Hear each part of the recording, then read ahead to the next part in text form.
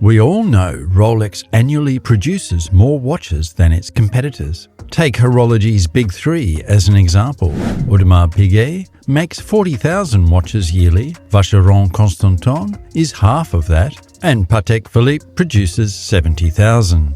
While that may seem impressive, Rolex is believed to make more than 800,000 timepieces annually. Considering that Rolex suffers the most supply shortages than the four brands in question, could it be that the close to a million figure is a myth? Could Rolex's figures be overinflated? Find out the truth and answer to the burning question, all in today's video. Rolex is one of the most prominent brands in the world of horology, period. Just like Coca-Cola is the first thing people think about when the topic of fizzy drinks comes up, Rolex as a brand has the same effect on horology. However, Rolex is a privately owned firm.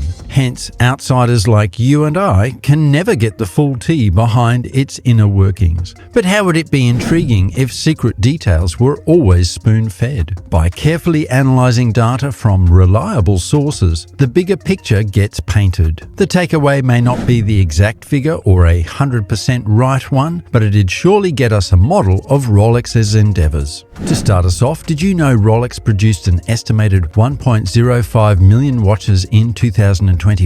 With an excess of $8.8 billion in revenues alone, one can easily agree the year was productive in both production output and the brand's finances. Think otherwise? How about this? Cartier estimated $2.6 billion in revenue, but Rolex blew them away. From the parachrome hairspring to the oyster steel, every tiny ingredient that makes up a Rolex watch is made fully in-house. When you think about that alone, annually producing more than 1 million watches sounds almost surreal. But where are we going with this? Keeping the two figures, the 1.05 million production rate and the $8.8 billion revenue in mind, the next thing we have to do is properly break down the different models crafted by the brand. By closely analysing Rolex's entire catalogue, the brand's models fall under two categories: professional and classic.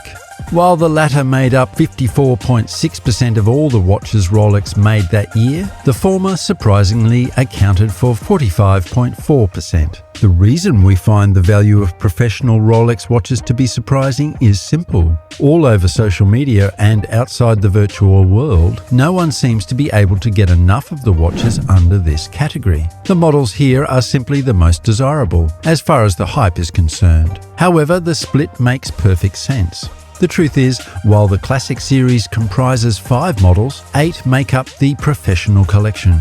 But despite that, the Classic collection has more references. Let's take the classical Datejust as an example. There are so many options ranging from 28mm to 41mm, with varying dimensions of size. Even the dial has a wide range of options. You can get either fluted or smooth bezels, Jubilee or oyster bracelets, and to make things more complicated, albeit in a good way, some options also include diamond components. With several choices and options, getting the perfect Datejust tailored for your earthly desires could easily give you a headache. It's clear to see why classic models account for a larger portion. For the professional models, the demand in this category is broader. Within the entire professional collection, the watch with the largest proportion is surprisingly not the Rolex Submariner. Taking first place with over 26% is Daytona. Did you find that surprising though? While on paper one would think the Submariner would own the podium, the Daytona is quite similar to the classical Datejust. Thanks to the fact that both models have a wide range of references with varying options in the bracelet, gems, dial, and even the case material, the Daytona pulls ahead. The second place Submariner, on the other hand, is just above 20%. Another stunner that's certainly what is mentioned comes from the classic lineup, this time the Rolex Cellini. Within the classic models, the Rolex Cellini accounts for only 0.6% of annual productions. And when you combine both categories, the Cellini takes a mere 0.3%. Even the Milgauss did better, accounting for 1.2%. To be fair though, over the years, Rolex hasn't exactly been known for producing dressier watches that break the charts. After all, most people who either buy or consider buying a Cellini nowadays only do so because it's a rare timepiece. Considering the amounts the top models contribute to the Rolex brand as a whole, it's time to take our next step, analysing the true production numbers and revenue.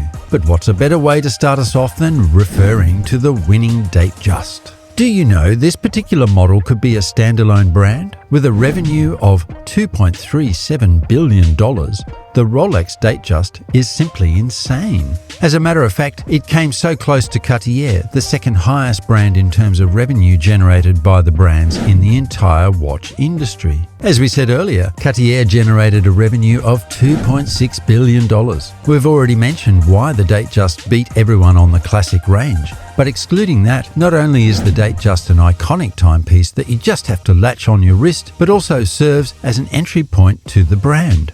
The term entry is more often than not used to describe the cheapest, or better put, most affordable options for users who want to get into a brand's bubble, but context is what truly matters. We don't mean the Rolex Datejust is cheap, no.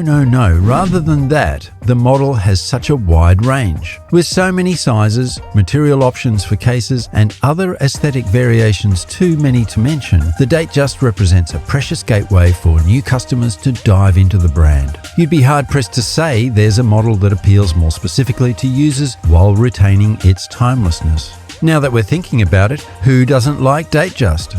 It's safe to say the high demand for professional offerings from Rolex has now spilled over into ideally every available option. Apart from the Datejust, the Oyster Perpetual, the Daytona, the Day-Date, and of course the Submariner made more than $800 million. Each of these four models came close to the $877 million mark of EWC, but sensationally generated more revenue than Tag Heuer, which made $746 million. Considering everything, it's glaring that Rolex makes up to 1 million timepieces annually, and as a matter of fact is marginally close to 1.2 million. The Rolex Submariner accounts for just over 98,000 watches annually. Within that, the stainless steel version is estimated to be around 60,000. But what about the GMT Master?